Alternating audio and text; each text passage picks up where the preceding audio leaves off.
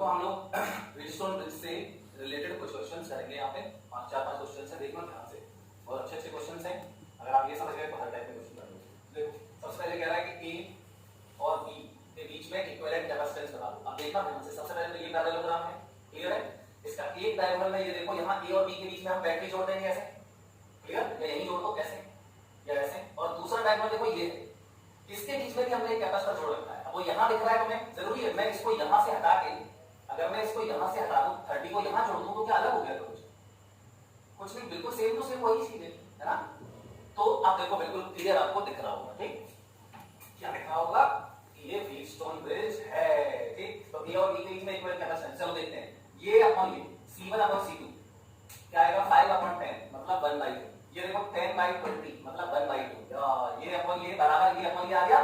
तो यहाँ इस पॉइंट का और इस पॉइंट का पोटेंशियल सेम हो जाएगा, मतलब इसमें पोटेंशियल डिफरेंस 30 वाले में 0 हो जाएगा, मतलब इसमें चार्ज 0 आएगा। तो इसको हटा दो, कोई मतलब ही नहीं है, इसका चार्ज ही नहीं है तो क्या काम करेगा? तो इस ब्रांच को हटा देते हैं, ठीक। आप देखो खत्म हो गया। 5 और 10 सीरीज में कितना आएगा? 15। तो ये 15 हो जाएगा, तो इन दोनों को हटा के एक ही जोड़ दो, कितने का? 15 का। ये देखो 10 और 20 सॉरी 5 और 10 सीरीज में थे, तो C1 equal 5 into 10 upon 5 plus 10 50 upon 15 और 10/3। यहाँ पे 10/3 का एक कैपेसिटर आ जाएगा, ठीक। अच्छा ये 10 और 20, तो इसका C2 मान लेते हैं, कितना आएगा? 10 into 20 upon 10 plus 20, तो 200 upon 30 20/3। तो यहाँ इन दोनों को हटा के क्या करो? एक जोड़ दो, कितने का? 20/3 का। अब देखो 10/3 और 20/3 कौन से ऑर्डर में है? पैरेलल में, तो पैरेलल में सीधे सीधे जाएंगे। 10/3 प्लस 20/3 आंसर 30/3 मतलब 10 माइक्रोफैराड आंसर। तो ये हमारा क्वेश्चन खत्म हो गया। आई थिंक सबको समझ में आ गया होगा, आई होप सो।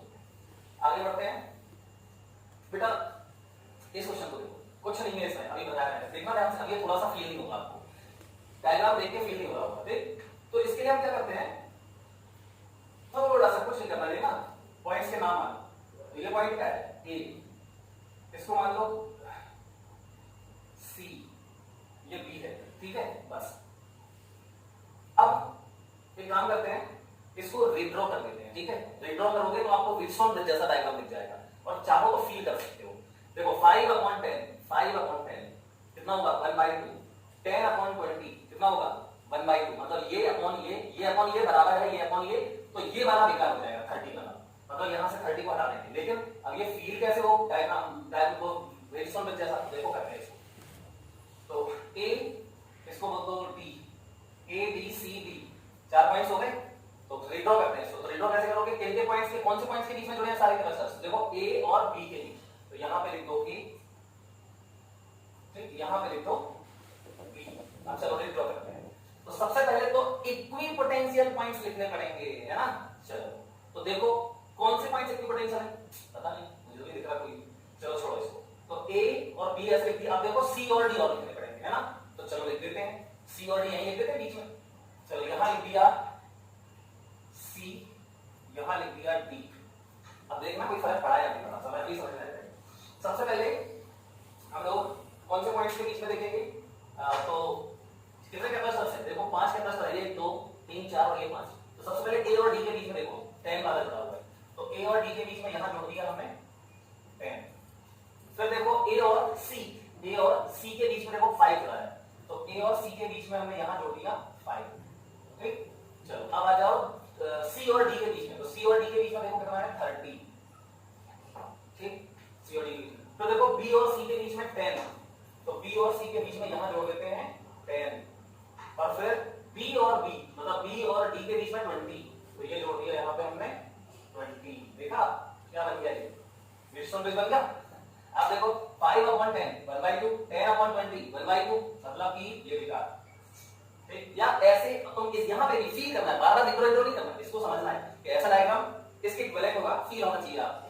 तो यहाँ पे ये C और D इक्विपोटेंशियल पॉइंट्स हो गए। देखो C और D का पोटेंशियल सेम हो जाएगा, तो ये बेकार हो जाएगा बीच वाला, तो इसको हमने हटा दिया, ठीक। तो यहाँ से इसको हटा दिया। अब देखो बिल्कुल यही डायग्राम, बल्कि देखो 5 और 10 सीधे जुड़ गए सीरीज में। यहाँ देखो 5 और ये 10 सीरीज में, तो यहाँ देखो 10 और 20 सीरीज में, यहाँ 10 और 20 सीरीज में। अब तो ये कर सकते हो इन दोनों को सीरीज में, इन दोनों को सीरीज में, फिर इन दोनों को पैरेलल में। तो आई थिंक सभी लोग इस क्वेश्चन को भी कर लेंगे। चलो आगे बढ़ते हैं।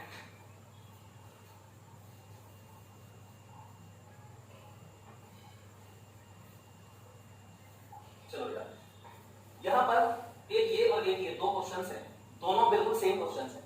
जैसे जो ये है वही ये है, सिर्फ डायग्राम में वाया अलग तरीके से जुड़े हैं। ठीक, तो कैसे ये दोनों सेम है ये मैं आपको बताता हूं। चलो उसके पहले ये वाला बता देगा, ये व्हीटस्टोन बेस नहीं है एक्चुअली। ठीक, लेकिन फिर भी मैंने क्यों उठा लिया क्वेश्चन, रीड्रॉ करने वाला है तो बता देते हैं। देखो ए, ये बी, इसको बोल दो तुम सी, इसको बोल दो डी। ठीक है, तो कैसे इक्विवेलेंट कैपेसिटेंस निकालें, तो इसमें समझ ही नहीं आ रहा कौन सा सीरीज कौन सा पैरेलल है। यहाँ पे कोई वायर नहीं है ना। तो देखो सबसे पहले ये दिख रहा है, ये वाला, ये पूरा सीरीज है, ये दोनों सीरीज में है। तो सी और सी सीरीज में कितना हो जाएगा, c/2। तो एक हटा दो और किसी को लिख दो c/2। इतना तो सिंपल सा था, ये तो कर ही सकते हैं हम लोग। अब कह रहा है इक्विवेलेंट कैपेसिटेंस बताओ ए और बी के बीच में, तो कोई दिक्कत नहीं है। क्या करो, ए लिख लो, यहाँ पे बी लिख लो, सब बना दो। इक्विपोटेंशियल पॉइंट्स कोई नहीं है, लिखे ही नहीं। चलो ए और डी, अच्छा एक पॉइंट और रहेगा, दो पॉइंट और है सी और डी, है ना।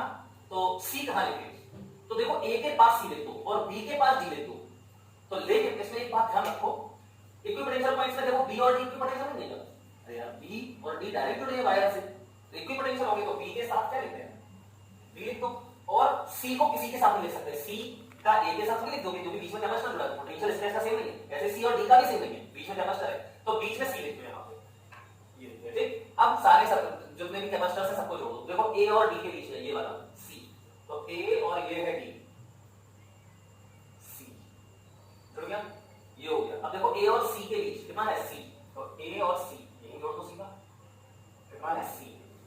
अब देखो सी और डी के बीच में सी है, तो सी और ये है डी, तो यहां पे आ गया ये देखो सी, क्लियर।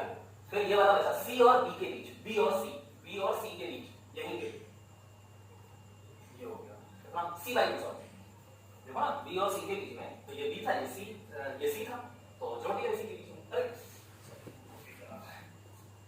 बी और सी के बीच में, तो यहां ऐसे जोड़ेगा सी बेटा, ये सी के ऊपर थोड़ी जोड़ दोगे, ऊपर से निकालना पड़ेगा, अगर जुड़ा होता है तो ऊपर से निकालना है। ठीक, क्लियर। अब लाइन खींचो, मतलब वायर बनाओ ऐसे, ये बन गए। अब देखो क्वेश्चन खत्म हो गया, c/2 और c, ये पॉइंट है सी, ये सी पॉइंट है, ये c/2 और c बताओ कौन से ऑर्डर में है। देखो पैरेलल में, ये और ये सीधा पोटेंशियल डिफरेंस सेम हो जाएगा, तो पैरेलल में हो गए।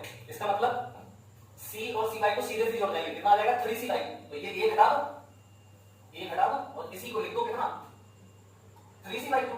चलो अब 3c/2 और c ये सीरीज में, देखो ये और ये पहले सीरीज में है, उसके बाद ये पूरा मिलके इसके साथ पैरेलल में है, तो 3c/2 और c सीरीज में, तो पता नहीं कितना आएगा, सीरीज मान ले, तो सीरीज बराबर 3c/2 into c upon 3c/2 plus c, ऐसे जोड़ते हैं, तो ये हो जाएगा 3c²/2 अपॉन ये आ जाएगा अपॉन में 2 5c, 2 खत्म, c से ये स्क्वायर खत्म, 3c/5। ठीक, तो यहाँ पे 3c/5 आ जाएगा, तो ये हटा दो, इसी को लिख दो कितना 3c/5। ये कैलकुलेशन चेक लेना, अगर कुछ गलत हो तो नहीं होगी, 3c²/2 और हाँ सही है। चलो देखो 3c/5 और c ये दोनों किसमें पैरेलल में है, तो आंसर c इक्विवेलेंट बराबर हो गया a और b के बीच में इक्विवेलेंट कैपेसिटेंस हो गया c प्लस 3c/5, मतलब 8c/5 हमारा आंसर है। हो गया खत्म, तो सिंपल सा क्वेश्चन था। आई होप सभी लोग इस बात को भी बिल्कुल क्लियरली समझ गए होंगे। अब आ जाओ क्या,